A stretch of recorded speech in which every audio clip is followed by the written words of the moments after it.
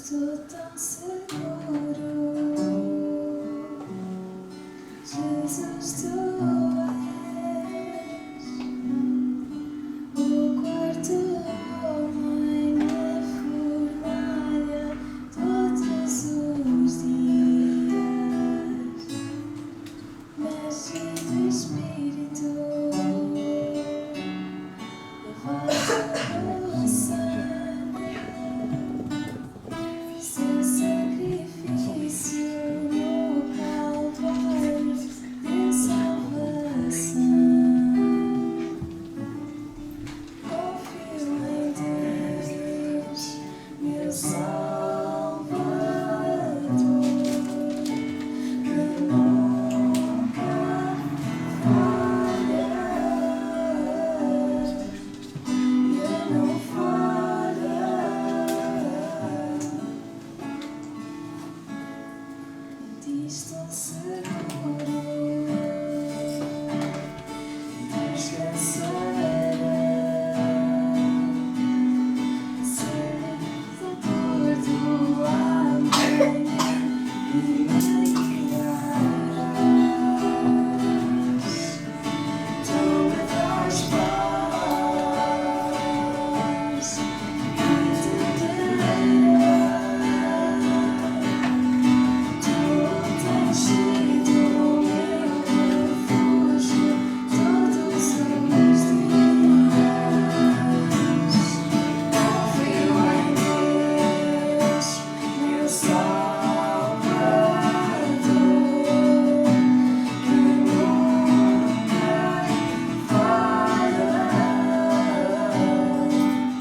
Ele não falha.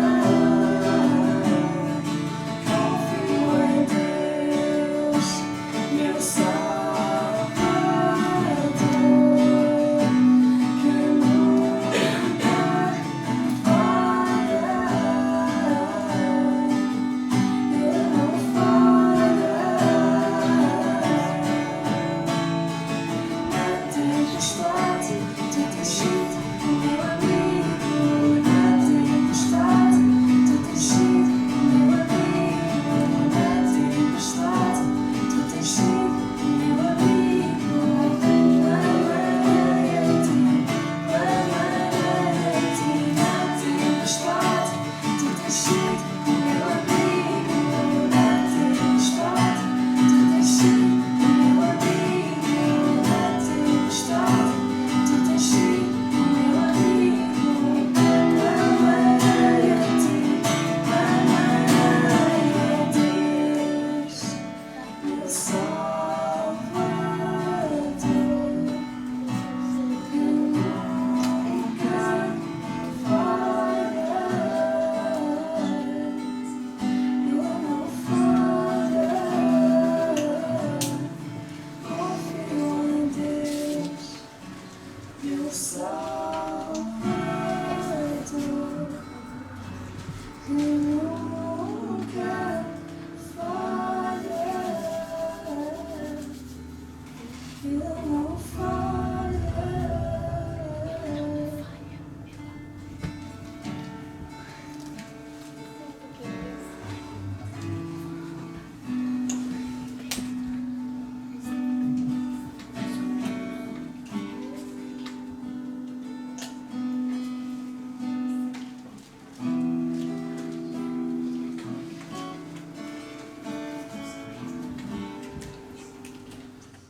Bom dia a todos. E hoje gostava de compartilhar algo convosco. Bem, vamos ver se eu consigo abordar este tema bem, porque não é um tema fácil. Tem a ver com o segredo da obediência. E eu, por norma, não gosto destes títulos, porque faz lembrar aqueles livros de autoajuda. Tipo, que é tudo muito fácil. E se há coisa que é difícil é obedecer a Deus. Mas talvez daquilo que nós precisamos mais de ouvir é de razões para obedecer a Deus. Então o que eu vou procurar, assim Deus me ajude a fazer, é explicar-vos, entrar neste tema, mas sem ter a usurpação ou sequer a intenção de vos explicar tudo o que possa ser as soluções para poder obedecer a Deus, porque se calhar poderíamos falar sobre este tema de 10 mil formas diferentes. Eu vou utilizar 3 motivos para podermos obedecer a Deus. Se calhar outro escolheria outros 3, e outro escolheria outros 3, e outro escolheria... É esta a maravilha da Bíblia, porque é um poço sem fundo. Podemos sempre buscar mais coisas, mais explicações, mais tudo. Abram, por favor, as vossas Bíblias em Êxodo. Vamos ler várias passagens, não muitas, 3 ou 4, e vamos fixar-nos agora um pouco no livro de Êxodo, durante uma passagem com 2 ou 3 versículos. Êxodo 20. Êxodo 20. Nós vemos numa altura na história, aliás, não sei se é esta altura particular ou sempre foi assim, mas talvez por viver agora acho que é pior a minha fase do que a dos outros, mas se calhar os outros que viveram noutros tempos também achavam o mesmo. Portanto, eu não vou divagar que agora é pior do que antigamente, porque não é correto dizer isso. Porque eu não vivi antigamente para perceber. O que eu vos posso dizer é que eu vejo hoje que a obediência para Deus é uma opção. E não é uma opção. E pior, eu vejo isso dentro da própria igreja muitas vezes como sendo algo opcional. Como se tivéssemos algo melhor. Se realmente nós temos algo melhor do que obedecer a Deus, o diabo quer nos convencer disso. E por isso é que muitas vezes escolhemos não obedecer. Porque achamos que no trade-off temos mais a ganhar fazendo outras coisas do que obedecendo a Deus. O que eu vos quero mostrar é que nós hoje temos mais a ganhar em obedecer a Deus do que não obedecendo. E se para aqueles que querem pensar de forma racional, talvez isso ajude. Eu vou obedecer a Deus porque tenho que, ou vou obedecer a Deus porque eu vou ganhar se obedecer a Deus. Se calhar assim nós podemos perceber como ganhamos em obedecer a Deus. Êxodo 20. Versículo 1. Então falou Deus todas estas palavras dizendo: Eu sou o Senhor teu Deus, que te tirei da terra do Egito, da casa da servidão. Não terás outros deuses diante de mim. Até aqui. Eu não vou falar sobre o Deus eu sou outra vez. Está bem? Apesar desta passagem falar sobre eu sou outra vez, na mesma lógica do que falei da outra vez. O que é que me faz obedecer? Por vezes temos vontade de obedecer, mas faltam-nos as forças. Estamos em apatia, não conseguimos obedecer a Deus. Por vezes cultivamos a ideia de que existem grandes homens e grandes mulheres de Deus. Ok? Eu quero-vos dizer que, na minha modesta opinião, não existem. O que existe é um grande Deus que usa homens e mulheres fracas e lhes dá significado. Eu não acredito em grandes homens e grandes mulheres de Deus, porque mesmo esses são fracos como nós. O que existe é um grande Deus que usa homens fracos e que lhes dá significado. E mulheres fracas e lhes dá significado. O motivo que leva Deus a usar alguém nunca é a sua capacidade, porque nós não a temos, mas sobretudo a nossa disponibilidade. Quando Deus chegou ao pé de Moisés, perguntou-lhe: olha, diz-me quantas línguas falas? És mestre em guerra? Não, o que é que tens na tua mão? É uma vara, é isso que eu vou usar. Estás disponível? Ele no princípio não estava, mas depois lá ficou. Puderam, não é? Depois daquilo que viu, só tinha que ficar. Mas foi disponibilidade, na sua fraqueza. E atenção, ele foi buscar Moisés não no pico da sua glória pessoal quando estava no Egito, mas quando estava no fundo do poço, no deserto, passados 40 anos, a cuidar das ovelhas do sogro, que nem sequer eram dele. Foi aí que Deus foi buscar Moisés. E disse: sim, eu quero que tu, esse homem que tu te consideras como fraco, seja usado para uma coisa grandiosa. Para que no final, tu não aches que foi mérito teu, só podia ser mérito meu. E muitas vezes Deus faz-nos cair no poço para nos poder habilitar a ser usado por Ele, para que no final a glória nunca seja nossa, mas seja dele. E nós olhamos para a dor e achamos assim: Deus, porquê? Se calhar a dor é um meio para nos preparar para podermos servir de bênção para outros. Porque de outra forma não poderíamos fazer. Nós conhecemos às vezes a palavra de Deus, mas de onde vêm as forças para obedecer a Deus? Versículo 2. Eu sou o Senhor teu Deus. O primeiro motivo que me deve levar a obedecer a Deus é o facto de Deus ser o meu Deus. Deus ser o meu Deus.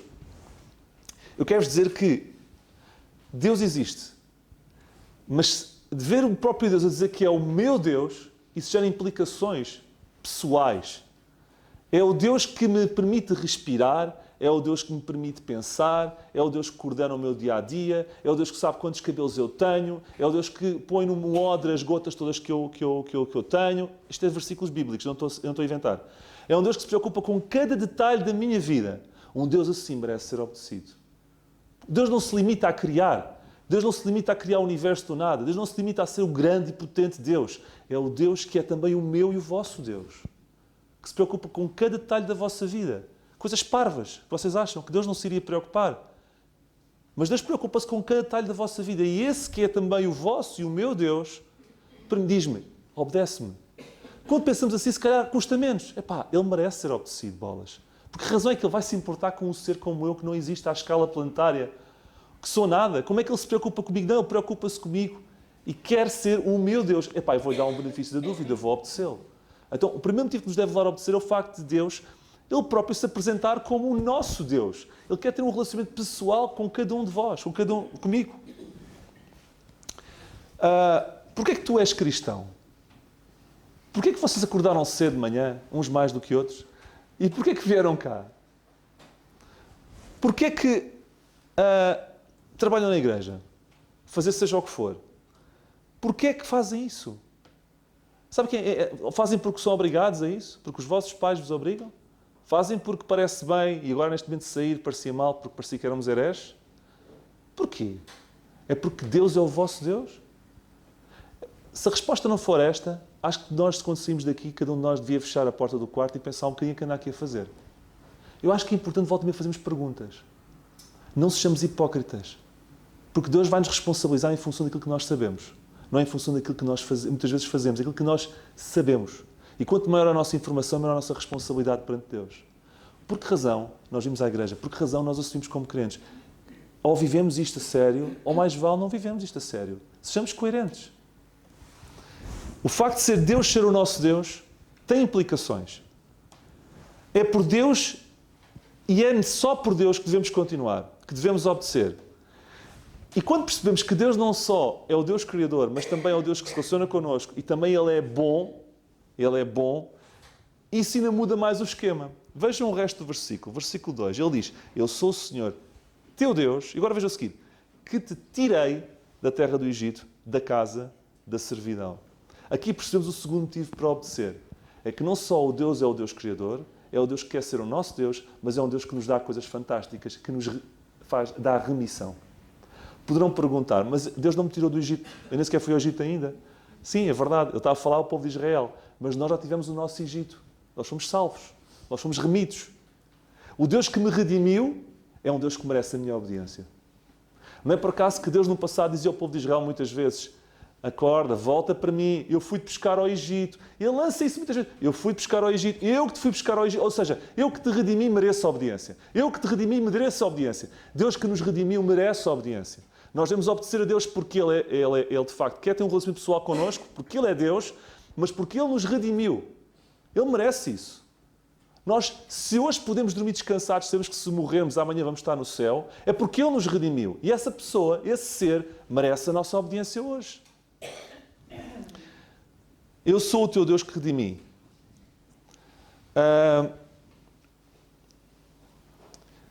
Muitas vezes, eu acredito profundamente que muitas vezes nas igrejas não é pregado devidamente o papel da redenção. Pensamos sempre.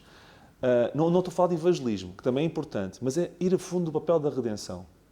Quanto melhor nós percebemos aquilo que Deus fez por nós, na figura do Senhor Jesus Cristo, mais fácil é obedecer. E eu acho que muitas vezes não se prega muito isso. Meia culpa minha também. Não se prega muito isso. O que é que faz? Porque eu acredito que quanto mais nós pregarmos sobre o papel da redenção, mais fácil é nós obedecermos. E quanto menos eu pregar isso, e quanto menos se falar isso na igreja, menos forças tenho muitas vezes para obedecer. Porque eu preciso perceber o full picture, o quadro completo. O papel da redenção é algo que deve ser, não é por acaso, lembrai-vos disto até que eu venha. Não é? Porquê? Redenção. Este remind constante da redenção, do que Deus fez por nós, é como se fosse um acorde, um acordar para obedecer constantemente. Sempre. Quanto mais e melhor falarmos de redenção, mais e melhor obediência teremos na igreja. É o que eu acho, pelo que eu vejo nas Escrituras. Romanos 12:1, que é a segunda passagem que gostava que lessem comigo. Romanos 12:1. Este é dos meus versículos favoritos, já sabem, já vos expliquei. Calhou e vim buscá-lo agora. Não fui buscá-lo só porque calhou, vim buscar porque encaixava assim que nem uma luva. Rogo-vos, pois, irmãos, pela compaixão de Deus, que apresenteis os vossos corpos em sacrifício vivo, santo e agradável a Deus, que é o vosso culto racional. Antes de falar sobre o versículo, para mim era muito mais fácil pegar uma personagem bíblica como gosto tanto de falar e falar-vos, e fazer um voo nela. E este é um tema difícil de falar, mas não é por aí, não é por ser difícil que nós, aliás, por ser difícil é que nós vamos falar. A obediência. Romanos 12:1 fala-nos de várias coisas. Eu vou procurar decompor este versículo. Nesta passagem nós vemos que Paulo diz para apresentar os nossos corações em sacrifício vivo, santo e agradável a Deus. É os corações? Não, é os corpos. Porquê é que Paulo diz para apresentar os corpos e não os corações? Já vou responder. Antes uma nota. Apresenteis os vossos corpos. No original, apresentar não é fazer... Temos uma conferência. Eu apresento a minha vida perante ti, Deus. A seguir caímos. Temos a seguir um culto especial, um acampamento. Eu apresento novamente perante ti. Não, no original este apresentar é um apresentar de uma vez só. Ponto. Apresenta-te de uma vez por todas. É o que quero dizer isto. Faz lembrar aquela passagem de Elias. Ou és de Deus ou és de Baal. Epá, decide-te. Decide-te. Ou te apresentas ou não te apresentas. Ou és ou não és. Ou és frio ou és quente. Agora, andar no limbo, isto não é nada. Este apresentar é isso. É, de uma vez por todas, escolhe apresentar-te perante Deus. Deixemos de voltinhas no carrossel espiritual. Apresentemo-nos. É isso que quer dizer esta palavra, ok? E Paulo fala aqui de corpos. De corpos. Eu já ouvi o comportamento, já ouvi confrontando várias pessoas, já ouvi isto e vocês também de certeza que já ouviram isto. Quando dizemos, tu não deves fazer isto, a pessoa diz-nos assim: tu não sabes o que se passa no meu coração, tu não sabes o que se passa na minha mente, tu não sabes o que se passa cá dentro. Como é que tu podes estar a julgar? Tu não sabes o que se passa. É verdade, eu não sei. Mas vendo o que tu fazes, eu sei o que se passa aí dentro. Vendo a atitude e a manifestação corporal daquilo que a pessoa manifesta, eu vejo o que está cá dentro do coração. Quando Paulo diz, apresentem os vossos corpos a Deus, está a dizer, por outras palavras, apresentem tudo. Porque os corpos é a manifestação do que está cá dentro. Nós manifestamos no falar, nós manifestamos no andar, nós manifestamos no decidir, nós manifestamos corporalmente o que está cá no centro de decisão das nossas mentes, que é o coração. O coração faz com que o corpo depois haja numa função. Eu não preciso saber o que a pessoa está a pensar a bolas, eu não preciso. Basta ver o que a pessoa faz. Se eu vir o que a pessoa faz, eu sei o que a pessoa está a pensar. Certo? E quando Paulo diz, apresentem os vossos corpos, ele está a dizer o full package, está a dizer tudo, apresentem-se tudo. Porque o que o corpo fizer, se o corpo faz, é porque o coração previamente está predisposto a fazer antes. Entendem? É apenas uma pequena nota que eu acho importante. Já fizemos erros no passado? Sim, claro, todos fazem. O que temos de fazer é como Paulo, esquecer do que para trás fica, prosseguir para o alvo e avançar. Recordam-se quando o Satanás chegou-se ao pé de Deus para se apresentar no que toca a Jó? Sabe o que ele quis? Ele quis ter a ação sobre o corpo de Jó. Eu estou a falar um pouco sobre o corpo, que é uma coisa importante. Quis ter a ação sobre o corpo de Jó. E Deus disse-lhe, tu podes fazer o que tu quiseres, mas não tires da vida, mas podes ter a ação sobre o corpo, mas limitada por mim. E sabe o que Deus diz aqui também? Quer também os nossos corpos. Ou seja, o nosso corpo está em disputa. Nós desvalorizamos, focamos muitas vezes no que está espiritualmente falando, mas desvalorizamos o nosso corpo. Mesmo os crentes. O que nós fazemos com o nosso corpo é sagrado. Isto não é fácil falar. E também não é fácil ouvir. Mas tem que ser dito. O que nós fazemos com o nosso corpo é sagrado. E o diabo está em disputa pelo nosso corpo. Assim como Deus também está em disputa pelo nosso corpo. Estão a ver? A dicotomia, o diabo dá-me o corpo dele. Eu quero fazê-lo 30 por uma linha. Eu quero mostrar através do corpo dele que tu és zero. E Deus a dizer assim, apresenta-me o vosso corpo, apresentei os vossos corpos. Porque eu quero mostrar pelos vossos corpos que vocês podem comigo ser vencedores. Estão a ver a disputa dos nossos corpos? Estão a ver o que é que o mundo está a vender hoje? A banalizar o corpo humano? Nas mídias, é só corpos despidos de manhã à noite? É um incentivo ao sexo? O corpo, o diabo quer disputar os nossos corpos. E nós temos que fazer uma escolha. Ou obedecemos a Deus, ou não obedecemos a Deus. Isto não é fácil falar, mas tem que ser falado. Os nossos corpos estão em disputa e devemos escolher de uma vez. E Paulo pede urgência nesta decisão. Rogo-vos. Entregue os vossos corpos a Deus. voltando à questão inicial, David, o que é que isso tem a ver com a obediência? O que é que motiva a fazer isso? O que é que motiva a obedecer, a entregar o meu corpo a Deus? Nós vemos aqui a terceira razão. A terceira razão. Paulo diz aqui, pela compaixão de Deus. A primeira razão é, eu devo obedecer a Deus porque Deus, é o meu Deus, pessoal. A segunda razão que eu devo obedecer a Deus, qual é? Porque Deus nos remiu e a sua redenção deve nos levar num ato de gratidão a dizer a Deus obrigado porque tu me foste buscar a um fundo de um buraco e dás-me uma esperança eterna. A terceira razão é olhar para as compaixões de Deus. O que é que isso é? Noutras traduções, significa a multidão das misericórdias de Deus. Aquilo que Deus nos prometeu, nos tem dado, aquilo que Ele nos dá e aquilo que Ele nos dará. Eu vou mais a fundo sobre isso. Quando Paulo diz isto, rogo-vos, pois, isto é muito típico de Paulo. Na Epístola aos Efésios, ele, nos primeiros 3 capítulos, ele fala sobre Jesus Cristo, aquilo que Ele fez por nós, no papel da Igreja, etc, etc. E depois diz também, no capítulo 4, versículo 1, rogo-vos, pois, que andeis como é digno da vocação com que fostes chamados. Ou seja, em suma, depois dos 3 capítulos de Efésios, em que eu desbaratei as misericórdias de Deus, aquilo que Deus fez, a Igreja, Corpo de Cristo, a revelação do mistério, aquilo que Jesus Cristo fez por vós, em conclusão, por favor, andem de forma digna, obedeçam. E Paulo, porque é o mesmo a escrever Romanos, faz a mesma coisa aqui. Ele, durante 11 capítulos, ele começa com um quadro negro. Não há um justo nem um sequer. Estamos todos desgraçados. Jesus entra em cena, salvou-nos. A vida não é fácil. Temos os capítulos 7 de Romanos em que a carne quer fazer uma coisa, o espírito quer fazer outra. Mas a graça supera e impõe-se à lei. Não é uma boa notícia, isto é fantástico. Agora, em função destes 11 capítulos, Romanos 12:1, rogo-vos, pois, em conclusão, por tudo isto, pelos 11 capítulos, pelas compaixões de Deus, pelas misericórdias, obedeçam. Estão a ver o paralelo entre Efésios e Romanos 12? É a mesma coisa. Terceira razão. Eu devo obedecer a Deus pela multidão das suas misericórdias por mim. Se eu não ler a Bíblia, eu não vou ter acesso a isso. Eu não vou sentir constrangido a obedecer nada. Por isso é que é importante conhecer a Bíblia. Como é que os Efésios podiam se sentir constrangidos a obedecer? Como é que os Romanos podiam se sentir constrangidos a obedecer se não conhecessem a multidão das misericórdias de Deus? Se não conhecessem o plano de Deus que está aqui na Bíblia?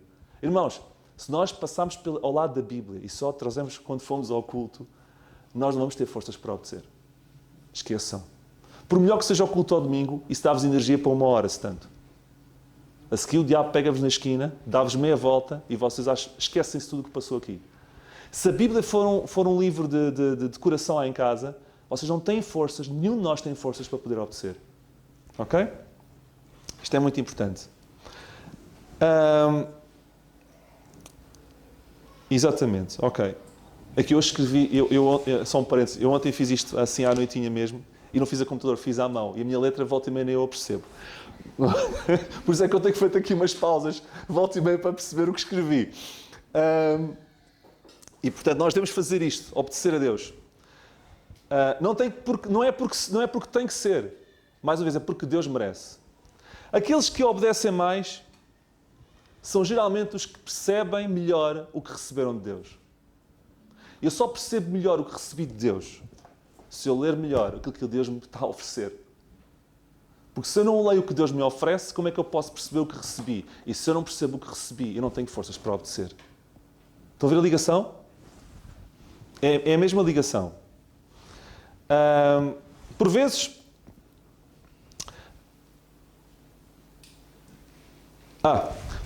desculpem, por vezes nós vemos pessoas a ter comportamentos para com outras de grande amor, de grande afeição. Isto é um exemplo prático. De grande dedicação e pensamos, aquelas pessoas são tão especiais. Aquela pessoa que faz aquilo por outra pessoa, é mesmo especial. Muitas vezes não é. Muitas vezes aquela pessoa é pior que nós. Sabem o que é que a pessoa faz isso? Porque a pessoa que ela se dedica muitas vezes é que é especial. Já pensaram nisso? Já vos vou dizer onde eu quero chegar com isto. Muitas vezes... Diz? Porque muitas vezes... Eu vou explicar de novo. Muitas vezes as pessoas... Vemos, por exemplo, alguém a cuidar de um familiar até ao leito da morte e a pessoa não quer pôr num lar e dedica-se àquela pessoa, e pensas assim, aquela pessoa que faz aquilo é mesmo especial. Muitas vezes pode ser, pode até nem ser, mas aquilo que a outra pessoa é de tal modo especial que impele essa pessoa a fazer isso. E muitas vezes a pessoa faz isso pelo facto da outra pessoa ser especial. E nós geralmente pomos essa pessoa que o faz no pódio, ok? quando na prática muitas vezes a pessoa sente-se sem... Ela assim, epá, eu não tenho coragem de não fazer, porque aquela pessoa é tão especial, eu mesmo sendo mau como as cobras, eu vou fazer isso porque ela merece. Mas nem eu quero chegar com isto. Nós volta e meia pensamos assim, eu vou obedecer, eu vejo as pessoas a obedecer, a fazer coisas na igreja, que elas são muito boas. Não, são as pessoas que foram impelidas a isso porque Deus merece. As pessoas são tão fracas como nós. Quem sobe aqui ao púlpito é tão fraco quanto vocês. Quem faz qualquer serviço na igreja é tão fraco quanto vocês. Mas as pessoas que o fazem isso são pessoas que perceberam e foram impelidas pelo amor a Deus. Foi Deus que as puxou. Não foram elas que foram melhores e chegaram-se a isso por serem melhores. São tão fracas ou piores que qualquer um de vós. Foi Deus que as puxou. Ou seja, o especial não é tanto quem o faz, mas o alvo e o destinatário de quem a pessoa está a fazer. Eu não sei se consigo explicar isto de uma forma mais simples. Eu sinto-me muito desinspirado esta manhã, mas espero que percebam. Deus, por ser tão especial, é que atrai-nos a nós fracos a fazer alguma coisa. Mas isso não torna nós especiais. Não foi o amor exterior que nos impeliu a fazer isso. Isso é muito importante. E muitas vezes isso gera em nós força exterior que nos impele a obedecer. Ok? E, portanto, muitas vezes colocamos muitos de nós em pedestais e nós vamos colocar a Deus no pedestal. Porque se alguém faz alguma coisa é porque Deus o puxa para fazer. É porque Deus o atrai para fazer. Sempre. Nenhum de nós vale nada. A diferença será e é sempre Deus. Ok? É Ele que atrai a obediência. Dito isto, vamos ver a última passagem. 2ª Epístola aos Coríntios. Estou a terminar. 2ª Epístola aos Coríntios, capítulo 5. 2ª Epístola aos Coríntios, capítulo 5 e versículo 13. 5:13. Depois do que Paulo diz aos olhos de humanos, e muitas vezes aos olhos de muitos na igreja, é tudo loucura, não é? E ele próprio diz, porque se enlouquecemos é para Deus. Ou seja, Paulo diz assim, eu sei que sou louco para alguns de vós. Eu sei que tenho umas teorias muito estranhas, não é? E Paulo diz, eu sou louco, se enlouquecemos é para Deus. 2 Coríntios 5:13. E se conservamos o juízo é para vós. Paulo considera-se louco. Mas não importa. Desde que eu faça o que Deus quer, não importa o rótulo que eu possa ter. 5:14. Porque o amor de Cristo nos constrange. Este versículo não diz que não é o amor de Paulo por Cristo que o move. É o amor de Cristo por Paulo que o move. Isto é muito importante. Ele não diz assim, é o meu amor por Cristo que me constrange. Não, é o amor de Cristo por mim que me constrange. Estão a ver? Força exterior. É Deus que nos puxa para Ele. É o amor de Cristo que, como um ímã, nos atrai para Ele. Ok? E Paulo está a dizer isto aqui. É o amor de Cristo que nos constrange. É o amor pelo seu povo, que motiva Paulo e todos nós deve motivar a obediência. E, portanto, eu volto a bater a tecla. Deus é Deus. E quer ser o Deus pessoal de cada um de nós. E isso tem implicações na nossa vida. Deus é um Deus remidor, que nos garante uma esperança eterna. E Deus é um Deus que nos ama e que revela misericórdia todos os dias. A Bíblia diz que as misericórdias de Deus para connosco não têm fim e são novas cada manhã. E se renovam cada manhã. Perante isto, custa obedecer a Deus assim? Custa obedecer a um Deus assim? Não pode custar. Versículo 17. Esta é a passagem muito conhecida. E se alguém está em Cristo, nova criatura é. As coisas velhas já passaram. Eis que tudo se fez novo. Versículo 18. E tudo isto provém de Deus. Uma vez mais, tudo provém de Deus. Eu não sou uma nova criatura porque eu sou muito bom. As coisas velhas já passaram não é porque eu sou muito bom. Nada do que eu possa ter de bom é por mim mesmo. É porque tudo provém de Deus. É isto que eu queria vos transmitir. Agarremos a esta esperança e procuremos, uma vez por todas, tirar da cabeça aquelas vozes que nos querem afastar do que está certo e tenhamos cuidado conforme gerimos o nosso corpo, porque ele está em disputa. Que o Senhor nos abençoe.